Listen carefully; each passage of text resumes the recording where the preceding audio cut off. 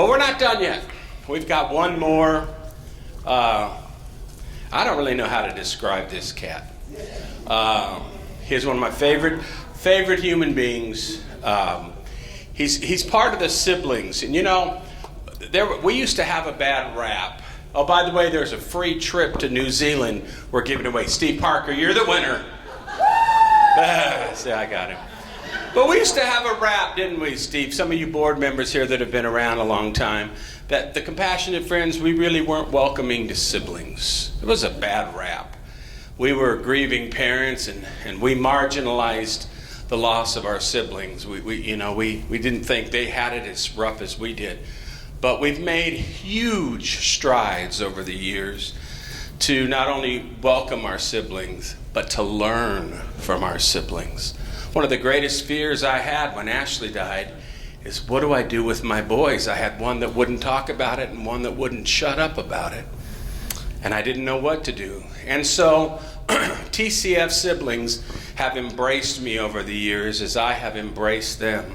And I always learn from them. And many are in this room today, but the one who is going to be our keynote speaker is one I have learned a great deal from. And he's just Russell's brother. He is a stand-up comedian in New York. I've seen him perform 3 times, and he is the real deal. But he's got a heart of gold. He does a podcast that I've been honored to be a guest on. But he just lives his life honoring his brother Russell in all that he does. So would you please give a big round of applause for my dear friend, Mr. Jordon Ferber from New York City.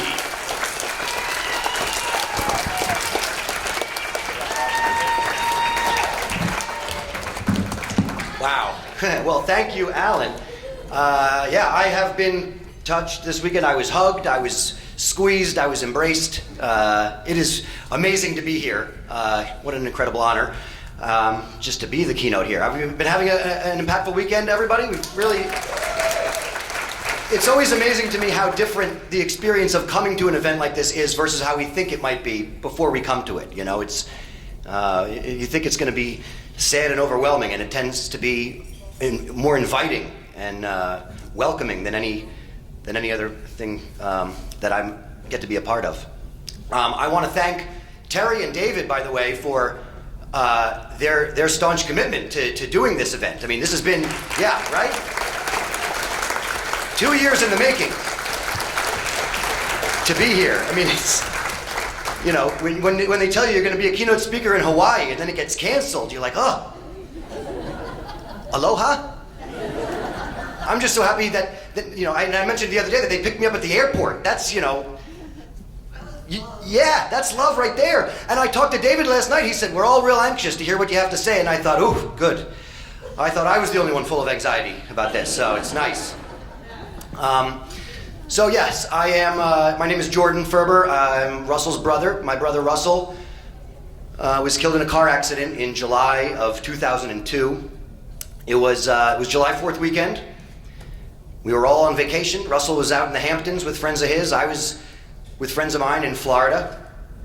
It was 2002, so I had a flip phone plugged in all day while we were out and about on a boat, drinking beer, fishing. Got back to the house at 10 o'clock at night, and I had over 20 messages on my phone. Listened to about 2 of them before I realized, I don't think I need to listen to the rest of these. I should probably call somebody. So I called my dad, who delivered the terrible news that my brother Russell had been killed in a car accident at 7:30 that morning. I'd spent an entire day in blissful ignorance, not knowing. And, you know, it was hard. We were very close, Russell and I. We were only 3 years apart.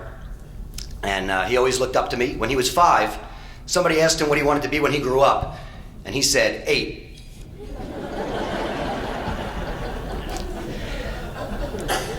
He lived more in 21 years than most people I know live in a lifetime. He really did a lot in his 21 years. He was born with a growth hormone deficiency, so he had to take shots every day to grow. So he looked a lot younger than he was. He was when he was about 13, he still looked like he was probably about 9. But he was one of the smartest people that I've ever met. He was very street smart, really savvy, very charming. I always say he was the type of person that would ask for forgiveness, not permission. And even then, not so much. Yeah. He always tried to make whatever he did your idea before he got in trouble for it. At least that was my experience. And he was good at everything. He was like annoyingly good at just about everything. He was a gifted athlete. He was great at basketball. He was nationally ranked as a junior tennis player. When we went to summer camp, we had a tennis pro at the camp who challenged all the campers to play ping pong against him. And if you beat him, he said he would buy you your bunk a pizza party. Russell beat him in about 5 minutes. So fast, the guy was like, 2 out of 3. He beat him again, right away. Pizza party. Like I say, it was annoying how good he was at things. You would teach him how to do something, and 5 minutes later, he was better than you at it. And he spoke to people like they were equals. He pretty much walked through his life like he belonged wherever he went. And if you questioned why he would go somewhere, he would question your authority. Yeah, at 13 years old, he had a business card that said, "The little man with the big mouth." And he became friends with the Knicks. He became friends with pretty much everybody in Madison Square Garden. He had his run of the Garden. We would get there so early that they didn't even tear our tickets. And he would sneak 2 of his friends in. Because he didn't sit in our seats. He sat in much better seats. And people would come and say, "Hey, I think you're sitting in my seats." And he'd say, "Really? Let me see your ticket." "My apologies, appears you're correct." And then he would go closer.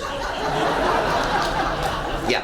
They had to implement security measures at Madison Square Garden to keep him out of the locker room. Yeah. He would stay late and play 3-on-3 against the ball boys on the floor of Madison Square Garden. Like, that's, I tell these stories now and it still doesn't seem believable that this is what happened. He invited the entire Knicks to his bar mitzvah. Yeah. Mike Saunders, who was the head trainer at the time, actually came to the ceremony, and Jeff Van Gundy, who was an assistant coach, did send a check. Yeah. He had a couple of, he had a lot of time in between when he became a teenager, as he started to grow up. He definitely surpassed me in just about every aspect of life. Definitely more outgoing, better with women, better with school. At 16, he was a club promoter. He had a fake ID, he could get into any nightclub in the city. His best friend was dating Paris Hilton. He was a socialite for sure. And there were some other intervening years where he had some other issues with substance abuse and trying to find himself, and then he found cooking. And he loved being in the kitchen. He loved the pressure of being in a slammed kitchen. He loved the precision of being a pastry chef. He loved making those desserts. And it was like his calling. It was really interesting to see how he used that same energy that he had used in the nightclub world, in the culinary world. And I was just at this beginning of my comedy career. I was about 2 years in, and he was my biggest fan, and I was starting to get some pretty good gigs myself. I actually had just performed at Madison Square Garden. I was part of a troupe that put together 2 shows. They had one in June and one in August, and Russell came to the June show, and he was so proud of me. He told me that the entire room hadn't laughed as one until I got on stage, that other comedians got pockets, but I got everybody. And he was beaming. And then he died in July. And I had the second show in August. And it's like, well, I don't know what to do with myself. So I sold 125 tickets to that show at the Shiva. Yeah, it was like my running joke. And people were like, "Anything I can do?" "Well, I got a big show coming up, Madison Square Garden. Get your tickets." And I got to have my name on the marquee of Madison Square Garden. If you've seen my business card floating around, it's not a doctored photo. Every one of those 125 people that showed up at that show got to see my name on the marquee of the Garden. And there's no question in my mind that Russell had a part in that. Made sure they spelled it right, which doesn't always happen. And going back to that terrible phone call with my dad, he asked me if I had any idea what kind of funeral Russell would have wanted. And I said, "I have no idea. All I know is that the cake afterwards had better be amazing." And I think about that moment a lot. I think we all have those moments of trauma, that phone call, getting that news. that is burned into my brain. As I'm sure all of you know from your own experience, it plays in a loop in the back of my brain at all times. And I hold on to that one moment of even in my darkest moment, I basically made a joke. A good one, I think. Didn't get as big a laugh here as it should have, but sometimes jokes are like souffles. You gotta hit it exactly. But it reminded me just how much I needed comedy in my life. Comedy pretty much saved my life. If it wasn't for having the opportunity to have that kind of a distraction, to be able to tell jokes that, didn't have anything to do with my grief or my loss. But it was a little surreal. I was sort of like living a double life for a while. I was presenting a version of myself on stage to strangers that did not reflect the reality that I was living. My life, the rug had been pulled out from under me, and I didn't really feel like I could talk about it with anybody. There just wasn't anybody there's still not really a lot of people you can talk about grief with. You can't talk about your friends, with your friends. They get weirded out. I try to tell people all the time, I go to a support group for bereaved siblings. And that's a great sentence that you can use if you ever need to get out of a conversation. Usually followed by me being alone with my thoughts again. You're welcome. I was very lucky that my parents started coming to TCF right away. About 3 weeks after Russell died, my parents found TCF. And so they were hyper aware of my experience being different but parallel to theirs. And they really gave me my own space to do it my own way. They were not pushy about the fact that my local TCF group had a siblings component to it. They were consistent in letting me know, but they weren't pushy about me going. And eventually I broke down. I said, fine, I'm coming to this meeting. It's not going to be helpful, and we'll never have to talk about this again. And now I run that group, and they don't come. Yeah, the irony is not lost on me. But that's really where I found my vocabulary. I think grief is so hard in the beginning because it's so unfamiliar. We don't know how to talk about it. We have no basis for comparison in our lives that really makes sense. We're grasping at straws in the dark. There's no blueprint. So we often feel like we're doing it wrong. And certainly other people tell us how they think we should be doing. You should do this, you should, and we take that in for ourselves. It's hard not to believe that stuff. A lot of people talk about the shoulds. David talked about it yesterday, and I remember coming to my first conference, hearing a minister at a keynote telling people don't should on me. And I say it to my sibling group all the time. There is no should. There's what is, and there is what I would like to be. But there is no should. If somebody says to me, well, you should do, you should be doing better. Says who? Says who? I'm doing the best I can. Says me. Right? And it's really hard as a sibling to lose to lose my brother. It's a very lonely experience to lose a sibling. We're sort of the forgotten mourners. A lot of people don't really acknowledge our grief. I often joke that there are more books on pet loss than there are on sibling loss. And it's a thing. People don't really acknowledge it, partially because I don't think people have an understanding of what it is. People say the most insensitive things to you. People say, oh, your parents must be devastated. How's your mother? And I was lucky that my parents, pretty much acknowledged that I was going through a similar thing, so I didn't have to take that. I would tell those people, well, I imagine they're doing about as badly as I am. Terrible, thanks for asking. It was hard to connect with my friends. It always feels like the people that you expect to be there to support you let you down. And people that you barely know come out of left field and become your rocks. And I think that's because all the people that I knew, they only knew a version of me that had a brother. They only know that version of me, and they wanted me to, quote, go back to normal. And so did I, but it was hard. They were trying to connect to a version of me that no longer existed. And I was desperately trying to hold on to a version of myself that no longer existed. So I really had a hard time just connecting with myself. I felt like I had lost my identity. My brother and I were like this, it was everything that I am is because of him. And it was really hard. Family events were among the hardest. Sometimes you think being around family would be comforting, but it was the opposite. I felt like, all the other clans were intact. All the other teams had everybody. My parents even had each other. I had no one. And it was weird bringing Russell up at some of those family events. You know, that first Thanksgiving after Russell died, I was having a little bit of a moment, and a cousin of mine asked me, "What's wrong?" Hello? So I've made it my job now. It's my job to make sure that we talk about Russell at our family events, that I bring up stories.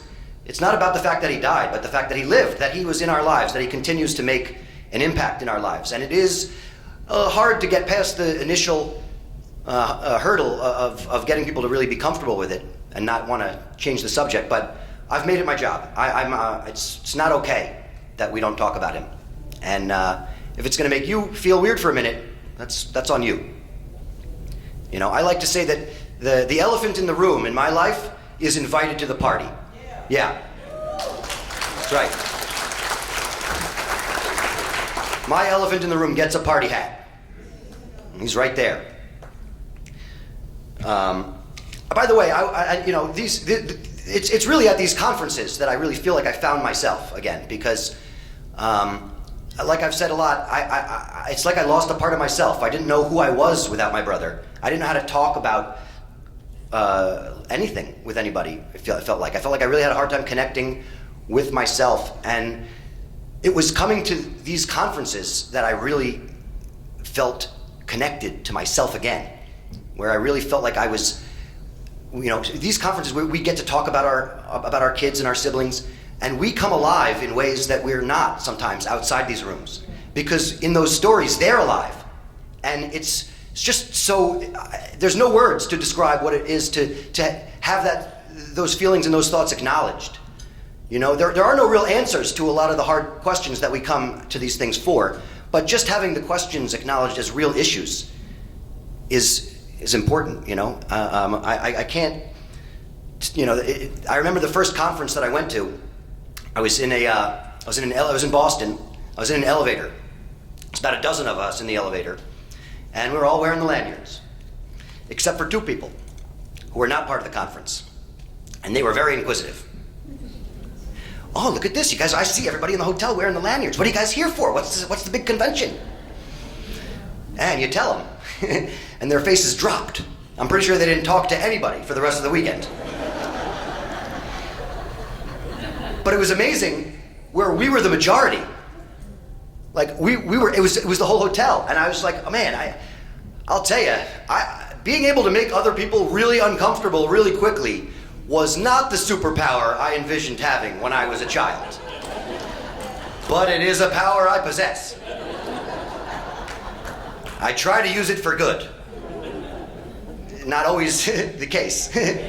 Sometimes I do use it as a nice little, yeah, because sometimes people say terrible things to you, and insensitive things. People say, oh, you know, he's in a better place, as if, you know, as if standing in front of me, you know, with this person, obviously that person and me in that moment, probably not a great place.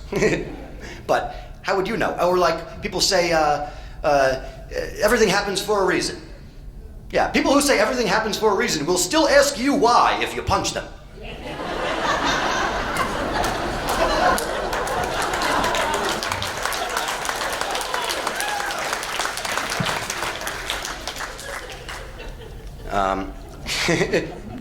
I just want to get a show of hands. How many people is this their first conference? First TCF conference? Wow, a lot of us. That's amazing. These things can be overwhelming for sure. And I like to say, you know, the workshops and the speakers, all of it, so impactful. But it can be a lot on your first time. It's a lot to take in. It's a lot to process. And as impactful as a lot of the speeches and a lot of the workshops are, these are just moments throughout the weekend. And I always like to tell people, like, these are opportunities to connect with people beyond that. I feel like we get the analogy I say is that we get our best work done at the bar. Which means just the in-between times, the down times, as we're just passing in the hallway, sitting on a couch out here, sitting outside in the lobby. The moments of connection where you heard somebody speak at one of the workshops and you can go up to them and say, hey, that thing you said really touched me. And now you're having a conversation with somebody, and you can create a relationship that goes beyond the walls of these conferences, that you can have somebody to talk to throughout the year. And I can't put into words how much that has meant to me, to be able to come to these conferences every year. I have hundreds of siblings now. I have so many. When you tell people that you're going to a grief conference, they don't understand. It's like a family reunion we're excited to go to. And I can't, the number of people that have supported me, that have, the fact that I'm up here speaking at all is like, this was not going to be my life, I'm not a kumbaya guy. I was just against this being helpful at all. And the fact that it's been like the cornerstone of my life now is really interesting. And I've started to put it into the rest of my life. I started a podcast about 6 years ago called Where's the Grief? And I interview other comedians who have also experienced tragic loss. Although I like to say it's not all comedians. I do interview other sad people too. But when I started that podcast, it was almost like I came out as a bereaved person. It's when my double life melded, when I started to do it together. Because before that, I had no jokes about my grief for Russell in my act. I was starting to have conversations with other comedians who had had difficult times, not necessarily loss, but people that had gone through substance abuse or physical abuse. And comedians are not known for our mental stability. But I've learned over time that it's actually, comedy is maybe one of the few places where you can actually talk about mental health. Comedy is the only place where I can have a full-scale mental breakdown on stage and have it be misdiagnosed as a good set. So,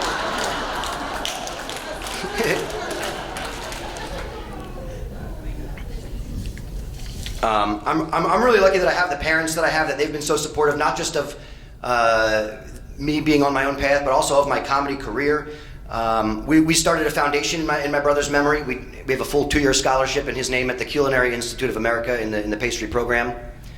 This summer will be our 17th annual fundraiser. And that was also a big turning point for us, because that allowed us to talk about Russell that didn't end with his death. It kind of started there. It's the beginning of a new chapter. We get to talk about him in ways that isn't sad or weird. Maybe sometimes it's weird, but it's definitely not as sad. It's uplifting to come to our event. We get to talk about Russell all year round, and it blows my mind to find. My dad told me this year that in the 16 years that we've been running that foundation, we've raised over $1 million, and we've put 8 kids through that pastry program so far, and they are also a big part of our lives. These kids who win the scholarship, they come to our event every year. Several of them have actually come to our event on the very same day as their own high school graduations, after having stayed up all night baking for our event, which is, you can't put words to that either, right? I want to talk a little bit also about, when Russell died, it was like I lost a leg. That was sort of how I felt. And over time, it felt like people were asking me why I still limped. It's like, because I lost a leg. And then I was on a podcast that a friend of mine runs. A friend of mine runs this podcast about philosophy, and he pairs comedians up with different philosophers. He paired me with C.S. Lewis, who, if you don't know, he wrote the Narnia series, and he also wrote a book called A Grief Observed, which he wrote after the death of his wife. And if you haven't read it, it's amazing. It's a little Jesus-y, I'm not going to lie. A little too Jesus-y for me, but...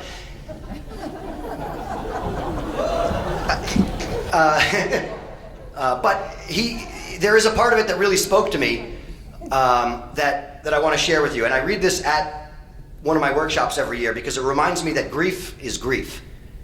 It reminds me that it isn't a competition, that the commonalities that we share in being able to get together and talk about this stuff is what unites us. And he says, getting over it so soon, but the words are ambiguous. To say that the patient is getting over it after an operation for appendicitis is one thing. After he's had his leg off is quite another. After that operation, either the wounded stump heals or the man dies. If it heals, the fierce, continuous pain will stop. Presently, he'll get back his strength and be able to stump about on a wooden leg. He has, quote, gotten over it. But he will probably have recurrent pains in that stump all of his life, and perhaps pretty bad ones. He will always be a one-legged man. There will hardly be any moment when he forgets it. Bathing, dressing, sitting down, getting up again, even lying in bed will all be different. His whole way of life will be changed. All sorts of pleasures and activities that he once took for granted will have to be simply written off. Duties, too. At present, I am learning to get about on crutches. Perhaps I shall presently be given a wooden leg, but I shall never be a biped again. And that just reminds me that grief is grief. And the fact that he used the same analogy as I did with the leg reminds me that my grief is just as valid as my parents' or as anybody's. And it's hard because the universe tells you otherwise all the time. And I try to tell this to, like we take it in. It's hard to believe it for ourselves. I tell my sibling support group all the time, they say that when you lose your parents, you lose your past. When you lose a spouse, you lose your present. When you lose your child, you lose your future. When you lose a sibling, you lose all three. And I say that not to make it a competition, but to highlight for us how deep this loss is, so that we give ourselves permission to grieve, to let ourselves do it. You know, self-care looks different for everybody, and inherently it's selfish. You have to be selfish to take care of yourself. Self-care is inherently selfish, and so we have a hard time allowing ourselves to do it, but we need to. We need to take care of ourselves. They always say, put your mask on before helping somebody else when you're on an airplane. You know, and that's how I feel about a lot of this. We have to understand how hard this is, and the hardest part is giving ourselves permission to grieve the way that we do it. My process has been trial and error, mostly error. And it's hard to deal with that, you know. It's hard to give ourselves permission when we don't get it right the first time, or the second time, or the 10th time. Sometimes it's just a win to know why I'm a mess. Sometimes the grief comes out of nowhere and it takes a little while before you realize, oh yeah, that's why. Tomorrow's an anniversary, or, you know, whatever it is. Sometimes we beat ourselves up for the fact of how we naturally are dealing with it. So I always say it's important that we give ourselves permission to do it the way that we do it, but more importantly, to have done it the way that we have done it. I couldn't tell you every step that I took to get here, but I must be doing something right, because I'm still here.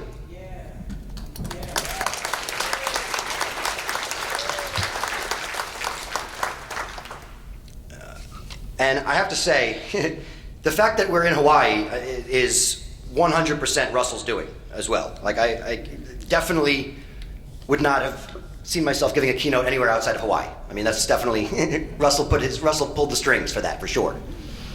My mom was a family travel writer when we were growing up, and we always got invited on all these great vacations.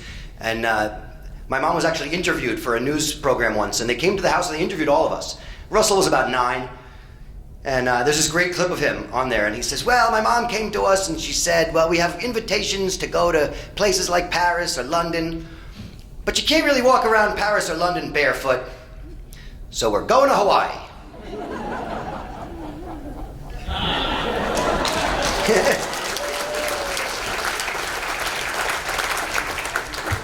There are 100% definitely many more Russell stories that I could tell, but that are probably not appropriate for this venue.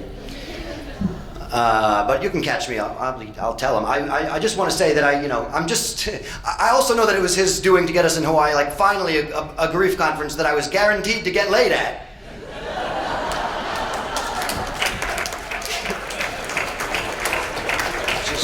Which is unfortunately a joke about flowers. Which, if you want to see them, they're in my room.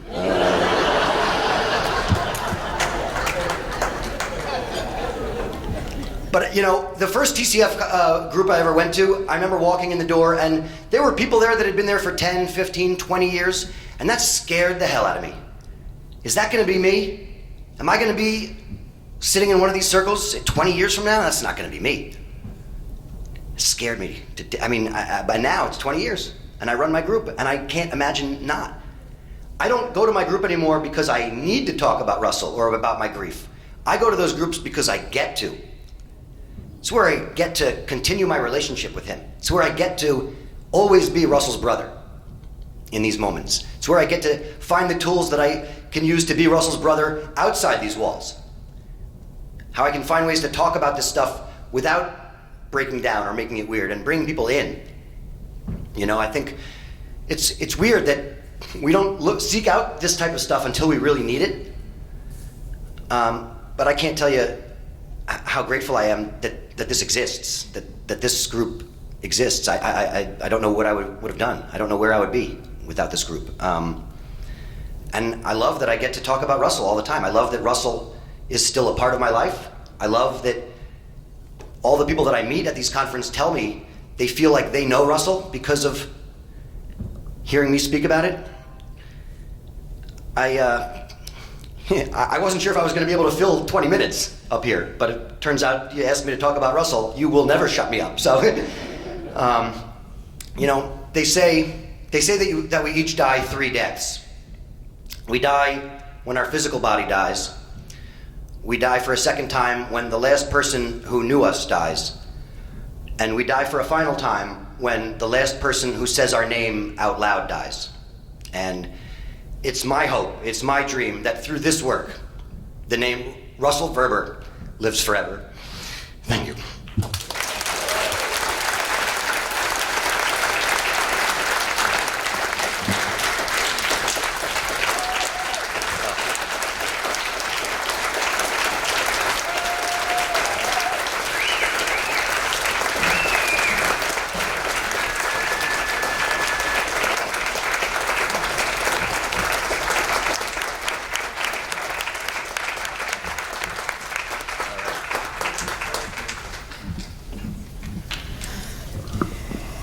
I win the $20, you cried.